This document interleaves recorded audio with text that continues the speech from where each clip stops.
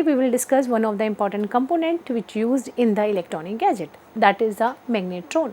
So today we will discuss what is the magnetron, type of magnetron, how it works and what are the phases in which this magnetron work. So what is a magnetron?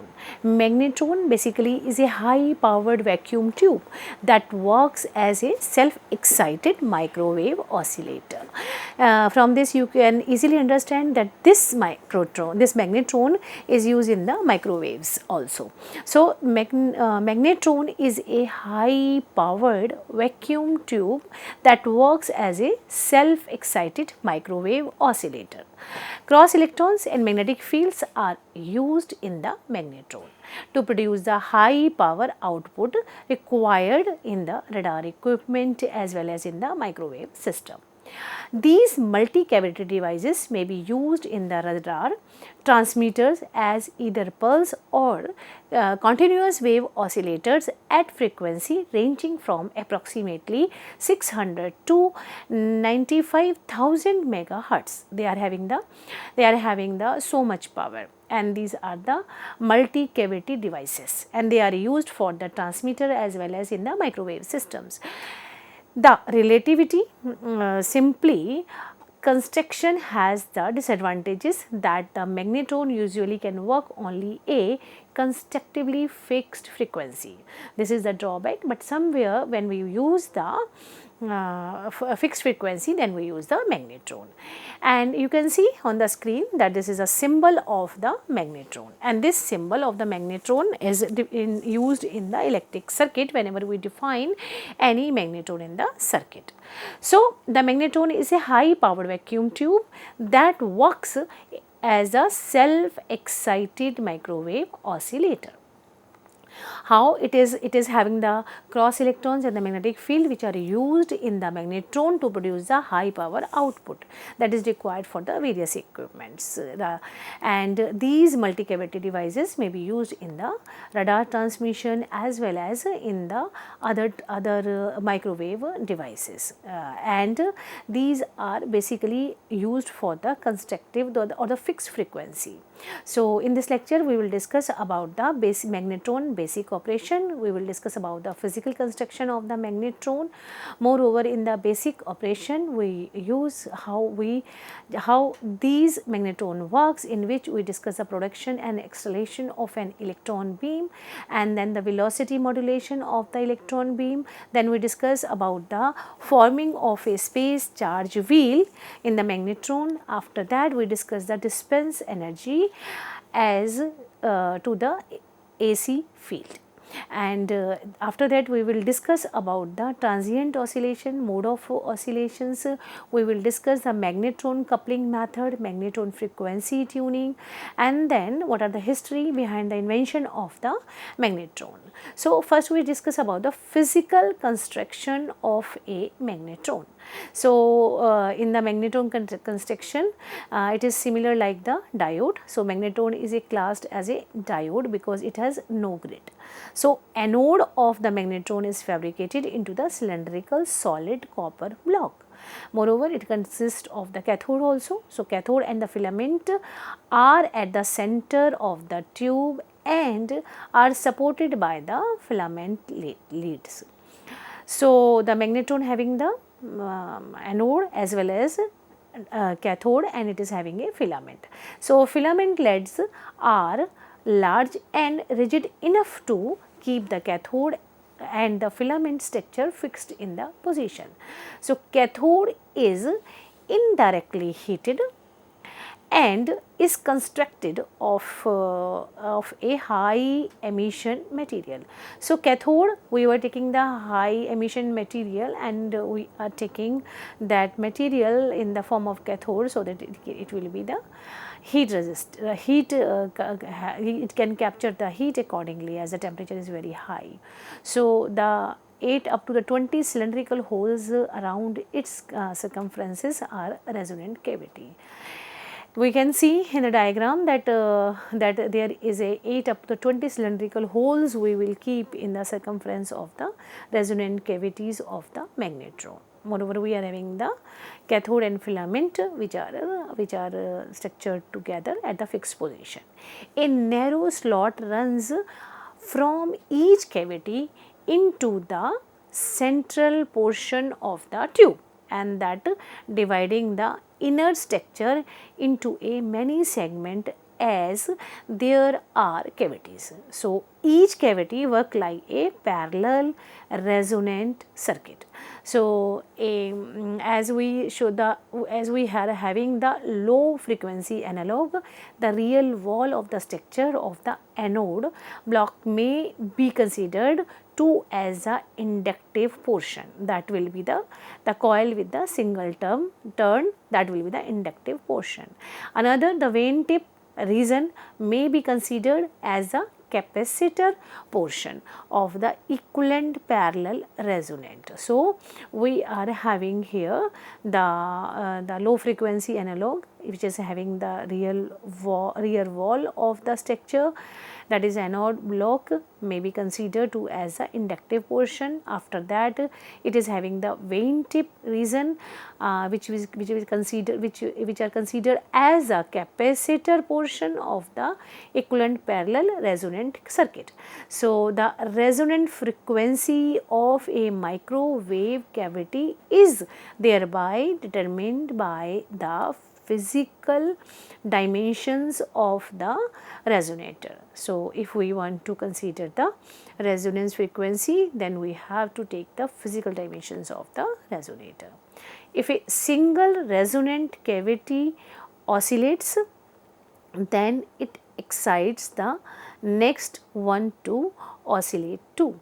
It means first we excite the one cavity, then the other will excite the another one. So, this one oscillates at the phase delay of 180 degree and excite the next resonant cavity and so on. So, there must be a phase delay of the 180 from the one to another. From a resonant cavity to the next always occur at the delay of 180 degree. If the one is working, then the next cavity will delay with the 180 degree. So, the chain of resonators thus form a slow wave structure which is closed in itself. So, it will form the slow wave structure.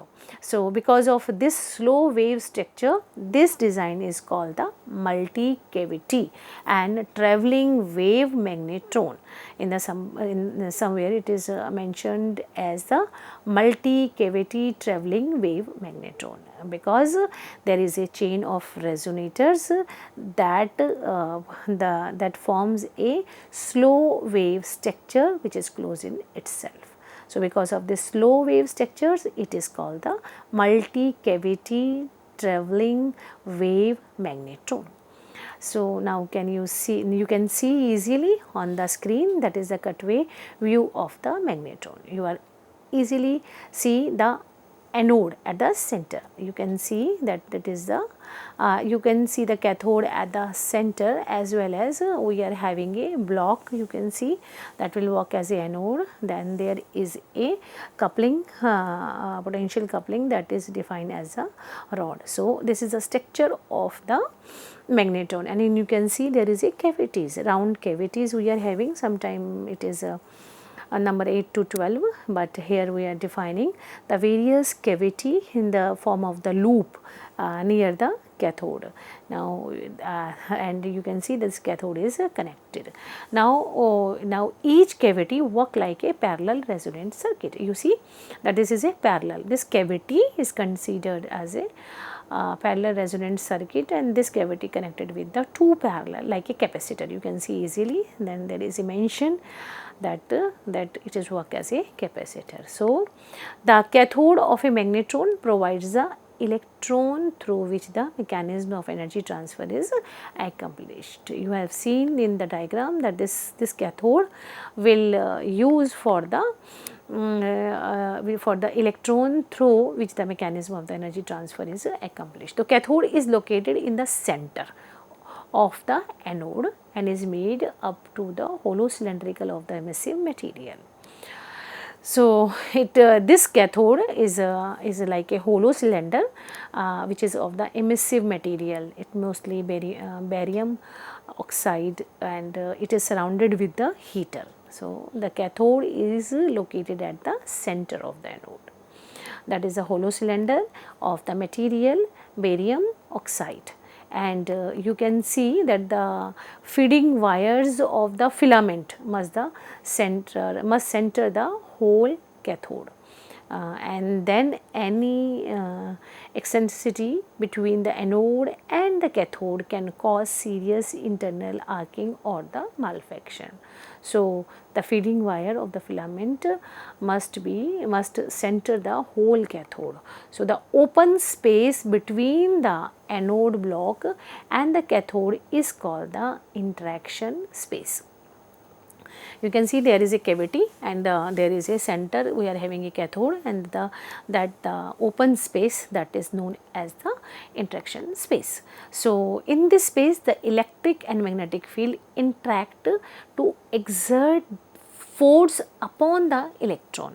So the magnetic field is usually provided by a strong permanent magnet mounting around the magnetron, so that the magnetic field is parallel with the axis of the cathode. So you can see in the diagram that here we are using the magnetic field. It must be parallel to the cathode, so that it can produce the magnetic field, and that field will be this magnetic field which is parallel with the axis of the cathode provides the strong permanent magnetic field by these magnets which is mounted around the corner, the form of the anode block in the magnetron. You can see here, you are seeing the hole, that this is the full structure, the form of anode blocks in the magnetron. So and these magnetron, and these are put in front of the that you can say that is the magnetic field. Now the generally consists of even the number of the microwave cavity arranged in the radial fashion. You can see that this is in the form of the radial, like in a round circle we can have, and the form of the cavity varies, and that are the slot type, vein type, rising sun type, and these are the hole and slot type. So the slot type and hole and slot type and the rising sun type are usually machined by hopping methods out of the solid copper stock. But it can difficult to cut softly metal such as a copper, so in a lathe. So the vein type generally made by individual vein assembled and braced into a support with the rings therefore. So you can see here that this is, you are seeing that there is a cylindrical and there is a vein type of structure, because it is easy to cut, so that the flow of electron will be easy here. So you can see the resonance behavior can be already tested and calibrated in the laboratory before the anode is installed in the tube. So that is for the anode. Now the output lead is usually a probe or loop extending into one of the tuned cavity and coupled into a waveguide or the coaxial line. How does a magnetron work? That will do in the next part. How this magnetron, as we just discussed about the structure of the magnetron, physical appearance of the magnetron. Now how this magnetron works. So magnetron basic operation, when all velocity modulated tubes, the electronic event at the production microwave frequency at a magnetron can be subdivided into the 4 phase. So this magnetron work into the 4 phase, in which first phase is the production and acceleration of the electron beam in a DC field. So how it works?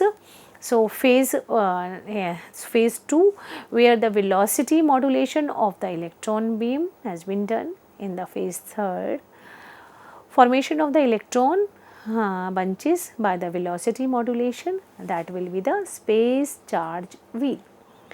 After that, in the phase 4, we has a dispense energy to the AC field. So, one by one we will discuss. In the first, you can see in the figure that this is the production and acceleration of the electron beam. So, the electron path under the influence of the different strength of the magnetic field is defined here.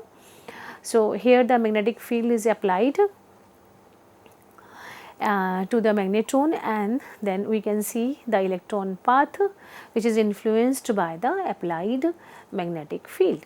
Next, the cathode is kept at the negative voltage, and the static electric field is in radial direction from grounded anode block to the cathode.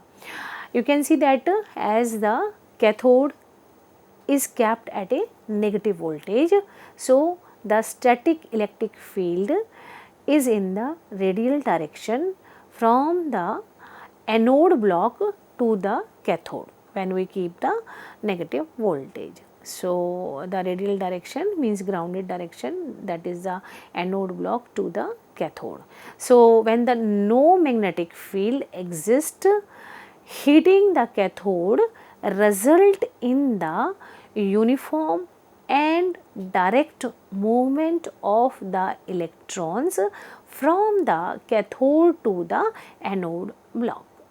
Whenever we are not applying the magnetic field, then there is a direct flow of the electron from the cathode to the anode block. So, a weak permanent magnetic field, that is the B, which will be perpendicular to the electric field, bends the electron path with the electron path with the green path, as we have seen in the figure. If the electron flow reaches the anode, if the electron flow from the cathode to anode, so a large amount of the plate current is flowing. So, if the strength of the magnetic field is increased, the path of the electron will have a sharper bend. As the electron flowing and reaching towards the anode, a large amount of the plate current is flowing in the circuit. So, if the strength of the magnetic field is increased, in this case, the path of the electron will have a sharper bend. Because of this increased magnetic field, the electron's position will be changed and there will be a sharp bend. So, likewise, if the velocity of the electron increased, the field around it increases and the path will bend more sharply. When we apply the magnetic field, the path of the electron will bend. Similarly, here we can have the velocity of the electron increases, the field around it increases, the path will bend sharply. So, when the critical field value is reached as a red path, the electrons are deflected away from the plate and the plate current then drops quickly to a very small value. So, when it will be happen when the critical field value is reached. So, the electrons which are deflected away from the plates and hence the plates current drops quickly and will give the small value. When the field strength is made still greater, the plate current drops to 0. As well as we increase the field strength of the magnetic field, then the plate current drops to 0. Thus, values of the anode voltage and the magnetic field strength that prevents an anode current are called the Hull cut off magnetic field, or it is called the cut off voltage. The value of the anode voltage and the magnetic field strength that prevents the anode current, then it is called the Hull cutoff, or it is a cutoff voltage. When the magnetron is adjusted to the cutoff or the critical value of the plate, current and electron just fail to reach the plate in their circular motion. It can produce oscillation at a microwave frequencies. So, that is a phase 1. So, in this phase, when we increase the magnetic field, then the plate current will be 0. So, in this manner we can get the Hull cutoff magnetic field and we can get the cutoff voltage. And now, next phase is the velocity modulation of the electron beam. How? The velocity modulation of the electron beam. What is the effect of the velocity? When we just change the electric field. A high frequency electric field is, you can see on the screen, that is a positive negative points near the cavity, and how it works, then you can see that is a direction of the flow of the current in between that. So, the electric field in a magnetron oscillator is a product of AC and DC field. So, the DC field expand radially from the adjacent anode segment to the cathode.